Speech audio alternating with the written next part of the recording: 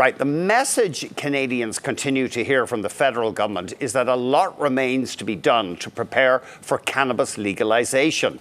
But Colorado's in a unique position here. It can offer insight on what actually happened when that state legalized the drug. It was legalized for medical use in 2000. That's a long time ago.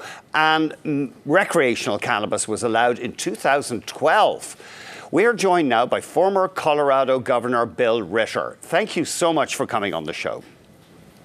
You bet, Andrew. Happy to be with you. Now, there's lots of issues here. I know it's a complex topic, but you say the verdict is that legalizing recreational cannabis has been a mixed bag for Colorado.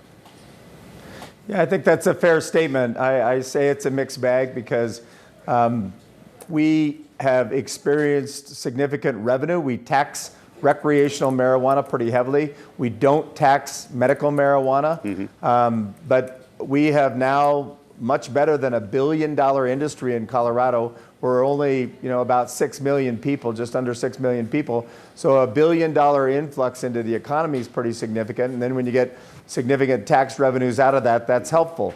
But there's also been, I think, some issues. Part of it, as the first state, along with Washington, to legalize marijuana, that meant there were going to be some people who came to Colorado as a destination so that they could smoke. And I wouldn't say this is the biggest problem, but it is certainly, I think, a significant problem.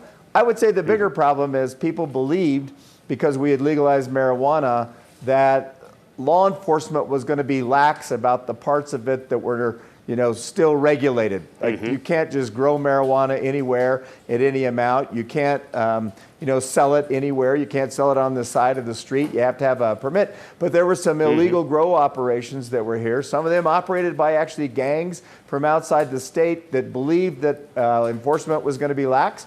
And so I think there was some kind of a criminal element there as well. So you've got the revenue. And you've got, what I would say are some other kinds of issues that are social issues. And it's not a wholesale victory. It's not a wholesale defeat. But you have to constantly keep your eye out for how you regulate it in a way that is for the well-being of people who are using it. One thing that really interested us was that apparently, as you say, this image of lax enforcement may be bringing in criminals. Apparently, Mexican and Cuban-linked drug gangs have actually opened big grow operations in some parts of the state.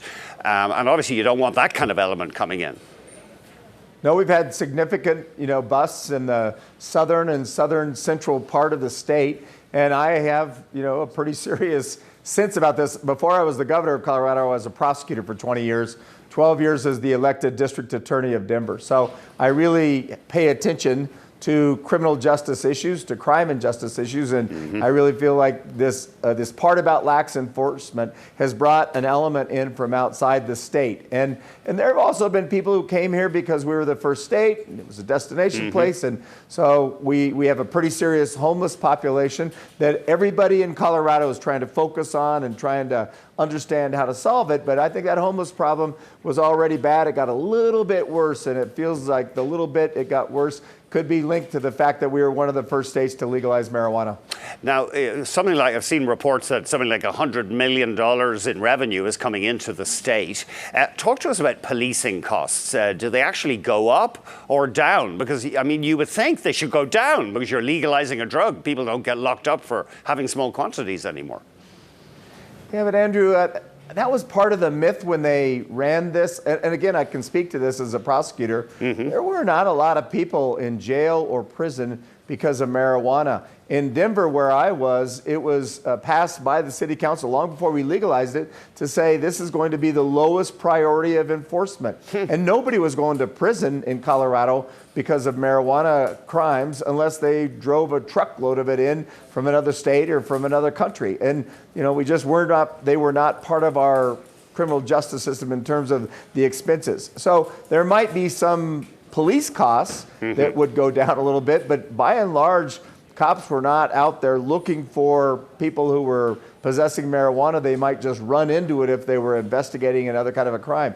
So I don't think we've seen police costs go down as a result of it. I don't think we've seen our prison numbers go down as a result of legalizing marijuana. And it was kind of one of the myths. And granted, there was a real frustration in the United States in what was termed early on in the 80s the war on drugs. It was largely not succeeding, and people, I believe, looked at this and thought, I don't really want to smoke marijuana, but I also don't want, marijuana users to be in our jails or our prisons, or, they're taking up a lot of police time, so let's legalize it. And it's kind of a myth. So our costs, I believe, have not really gone down. The revenue to the state has absolutely come up. And you mentioned a figure of $100 million. I think this fiscal year, or this calendar year, in 2018, it's going to be $200 million. Oh, I'm sorry. Okay. That is what we will have in tax revenue from recreational marijuana. Not bad for a state with a pretty small population of about 6 million, as you note. I got to get your answer to this, though. We had a scoop last week on BNN Bloomberg that Molson have been talking to cannabis companies in Canada, might even invest them. Would you have any advice or suggestion for Molson Coors, obviously a company with deep roots in your state, when it comes to investing in cannabis? Do you think that would be a good idea for a beer company? Listen, I think once California legalized marijuana, California's almost 40 million people, 39 something, and it's the 5th largest economy in the world and growing. I think once they legalized it, we're probably not ever going to walk this back. And so what that means is that if you can, over time, get this industry to be able to bank in federal banks, there's every reason to believe that it's an investment that's a safe one to make. And I think we'll see consolidation in the industry. When we started out, there were a lot of small grow operations, small retail operations. Some of them were, housed along with medical marijuana, but we've seen even consolidation here in Colorado. And over time, big companies are going to look at this as an investment opportunity when you start de-risking it, and you de-risk it largely because you allow them to bank in with federal deposits here in the United States. And once that happens, I think we're going to see a lot of consolidation, and you're going to see big industry players, even from other industries, view this as an economic opportunity.